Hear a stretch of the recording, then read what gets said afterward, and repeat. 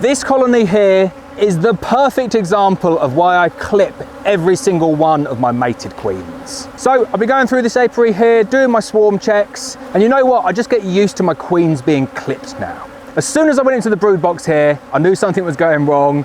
I pulled out a couple of frames and I found open charged queen cells. Obviously, when you're finding open charged queen cells, you're thinking, right, the bees are about to swarm, I need to find my queen. So going through the frames, trying to find the queen, and then I noticed a number of capped swarm cells as well. Now, on a normal day like today, it's about 3 p.m. in the afternoon, beautiful sunny Saturday. If you hadn't clipped your queen and you were going through your colonies and you found open charged swarm cells and then you found a capped swarm cell, considering it's a beautiful sunny day, it's due to rain tomorrow as well, and it's 3 o'clock in the afternoon, there is no way that there would be this many bees in this colony here. Not a single chance, because they would take that opportunity. The weather's nice, they've capped their queen cells, the colony wants to swarm, they would have gone. 100% they would have gone. But the beauty of having a clipped queen is that they often just don't even bother trying to get out. So you see sometimes with a clipped queen that you'll find the swarm underneath the open mesh floor. But I find a lot of the time, they don't even bother leaving anymore. They realize they can't fly. So they're just waiting for those queens to emerge from the capped swarm cells, and then the swarm will still leave, and it will leave with that first virgin and leave the mated queen behind. So even if you take that as a kind of worst case scenario, and I know they can cast themselves pretty much to nothing, but if you get in there and take down the swarm cells after you lose that first prime swarm that goes with the virgin, then it's really not the end of the world. As long as the queen's not old, then you can build that back up really quick with a mated queen in there. So that's the first reason that I like it, is that if you don't do any inspections at all, then you're kind of going to remain with at least a decent amount of bees, and you're going to remain with a mated queen, so you can get back on track. But even better than that, you can just get in there before they go and swarm. So what I've got in here, and I'll show you everything, I've got a mated queen. She is clipped, F1 2021 marked white buckfast queen. I've got loads of open charged swarm cells, absolutely tons of them. I've got capped swarm cells as well, and none of the bees have left my hive. How good is that? I love clipping queens for that very reason, in that it makes my life easier and I don't lose my precious resources. So let's go through this colony now. I'll show you why I think they're swarming, show you why I know they're swarming, take a look at some of those open swarm cells, take a look at the capped ones as well, see if we can find the queen, who I just see knocking around in here, and then I'll tell you what I'm going to do with this colony going forward. Right, so first off, here are my charged swarm cells. Always going to be a little bit difficult to zoom in and see them. You can see them there. 3 or 4 charged swarm cells, nice new white wax, it's a dead giveaway. And if you can see inside, I'll see if I can zoom in a bit, but they are charged, they've got a larva, they've got royal jelly in them, they are viable swarm cells.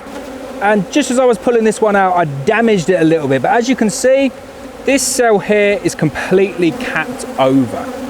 Little bit damaged because it was kind of protruding on the edge. I'm going to open it up now and show you there is a larva in there. You can see that it's sealed. That means that the bees should no longer be here, but we've kept them here because we've clipped that queen. So you can see in there quite a bit more than a larva actually. That is a very mature queen cell. You can see even the eyes are forming. That's about 2 or 3 days away from emerging. So what would have happened there is they would have emerged with this virgin here. I've got here in time though. It means that you can extend that inspection time out from 7 days over to about 10 days. And luckily I've caught this one just in time. So there you can see I've found my queen. And as you can see, she is clipped. So I'm just going to get her, put her under this cage, make sure she can't get away. Really important, otherwise you're in big trouble. But I found my queen. That means they're definitely not going to swarm today. I'll put this frame off to one side now. Right, so what am I going to do with this colony then? I'm a strong believer that once your colony gets into a situation like this, they're going to swarm. No way that you can do anything here. You can't just go through, take down all of the cells, let the queen go back on. They will swarm, and they will swarm before they probably even create new cells. Definitely they won't wait until the next batch of cells is capped. So what am I going to do? I think the only real thing you can do here is make a split, but the benefit of having that mated queen clipped means that you can judge how big the splits are.